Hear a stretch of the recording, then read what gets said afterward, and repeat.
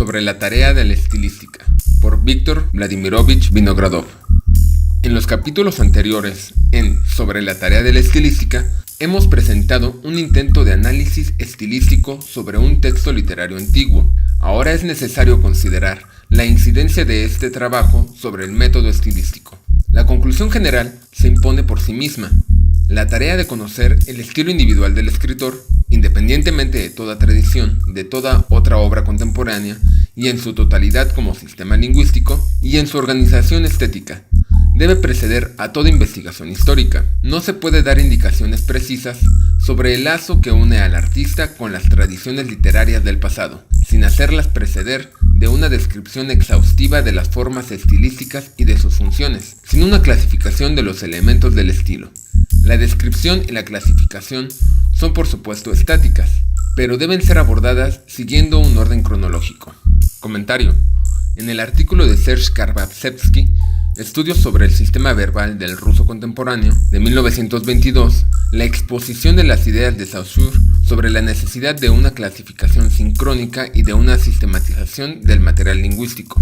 Desde el punto de vista estilístico, cada obra de un poeta debe presentarse como un organismo expresivo del sentido final, como un sistema individual y único de correlaciones estilísticas. Sin embargo, aunque solo se tengan en cuenta estos objetivos del análisis estilístico, no se puede admitir el aislamiento total de una de las obras literarias de un artista de las otras obras del mismo.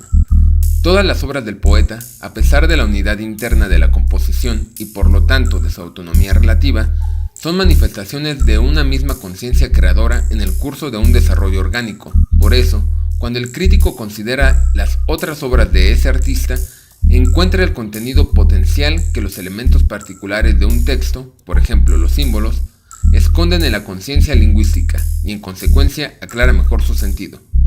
Si uno se apoya en un análisis detallado de los objetos estéticos particulares creados por el escritor, luego se los puede agrupar, naturalmente, por ciclos. El estilo de un ciclo formado por obras heterogéneas de un escritor se presenta nuevamente como un sistema de procedimientos estilísticos común a todas sus obras.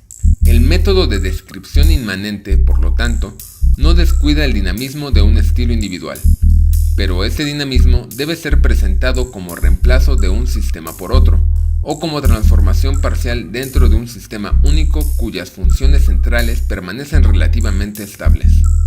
Llamaré a este método de estudios estilísticos funcional e inmanente. El mismo método es conocido en lingüística.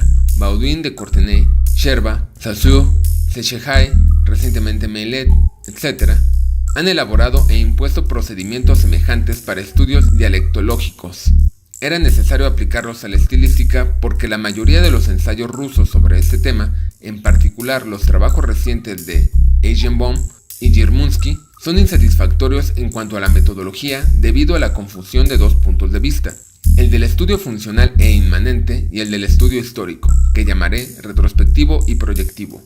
La aplicación más completa y profundo de este método estilístico puede realizarse probablemente estudiando la obra de un poeta contemporáneo. Las consideraciones que nos llevan a esta afirmación son semejantes a las de la dialectología contemporánea. Al poseer la manera inmediata, las normas generales del uso y de la combinación de palabras en el caso de un dialecto contemporáneo, disponemos de una escala para apreciar la originalidad lingüística de un poeta individual. Esas ventajas del estudio en vivo llegan a ser particularmente sensibles cuando examinamos la palabra poético y las vías de su transformación. En la lengua poética surgen los matices periféricos de la significación y el timbre emocional, disimulando el núcleo semántico de la palabra.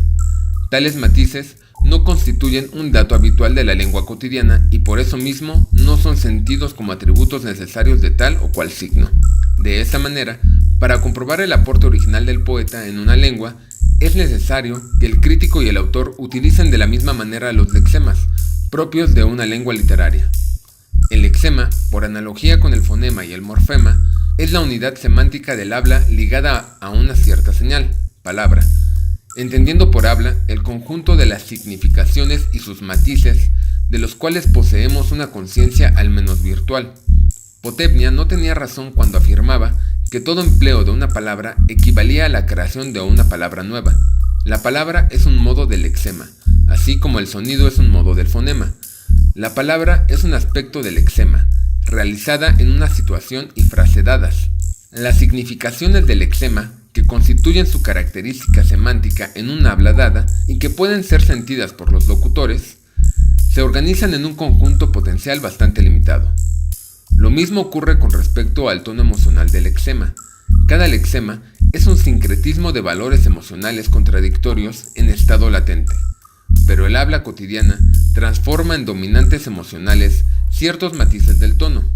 Estos matices son los que se desprenden de la palabra en las combinaciones más habituales, más automáticas, o los que reflejan los lazos asociativos más frecuentes según el eje de contigüidad. De esta manera, se crea la ilusión de que un tinte emocional único y homogéneo recubre el signo dado. El uso poético transforma el lexema acentuando matices de significación, diferentes de los matices dados como característicos por la lengua cotidiana. No cabe duda de que es más fácil realizar un estudio de la simbólica en el estilo de los artistas contemporáneos para restablecer las relaciones que existen tanto entre los elementos lingüísticos como entre sus funciones en el estilo de un escritor de otra época. Tenemos que conocer las normas generales del empleo de tal o cual palabra en la época correspondiente y también la frecuencia de empleo de los diferentes esquemas sintácticos. Se llega a este resultado por medio de un conocimiento profundo de los textos del periodo en cuestión o por largas investigaciones filológicas. En dicho caso, aparece inevitablemente una esquematización, una nivelación de los matices más finos dentro del sentido de los símbolos, que adquieren entonces un contorno más grosero y tajante. El estudio funcional e inmanente de los estilos individuales, aunque muy importante para resolver los problemas relativos a la lingüística general, no es el único objetivo de la estilística. Para ella, la creación lingüística del escritor no es solamente importante como un microcosmos, como un sistema de relaciones entre los elementos lingüísticos y con las leyes de su combinación, sino también como uno de los eslabones en la cadena general de los estilos artísticos sucesivos. Este enfoque aparta las obras del poeta de la conciencia individual y las determina en un nivel general. Una confrontación estilística con obras anteriores de otros artistas del mismo género o de género diferente establece el lugar de una obra particular en las líneas complejas de las tradiciones. Se determina también su acción sobre el uso lingüístico de los medios intelectuales de esta época. Dichas obras se presentan como monumentos estereotipados creados por una conciencia lingüística ya terminada.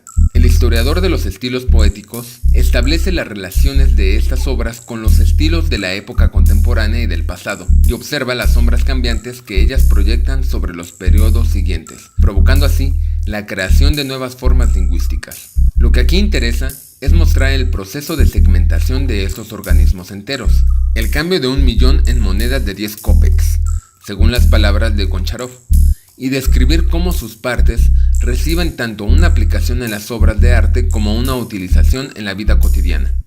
Con la ayuda de estas investigaciones, el historiador del estilo comprende cómo los objetos estéticos constituyen agrupaciones estilísticas en las diferentes escuelas.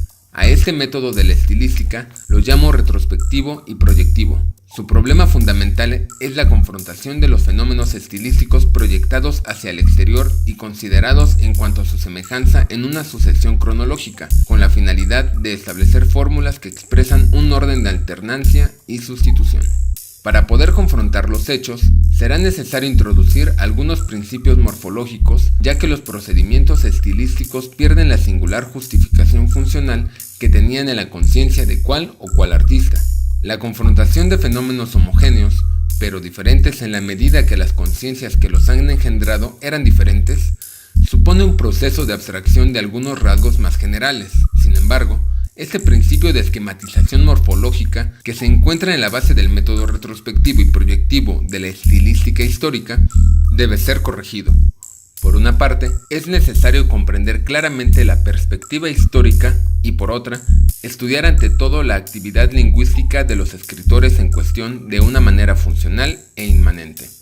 Este estudio configura sus obras como un sistema integral de procedimientos estilísticos con la representación de un campo de significación para cada uno de los elementos y con una indicación precisa sobre su papel en cuanto a su participación en el todo. Desaparece así el peligro de no reparar en las semejanzas principales cuando estamos demasiado ocupados en la comparación de las semejanzas secundarias y en identificar siguiendo una similitud externa, fenómenos cuyo contenido funcional es enteramente diferente.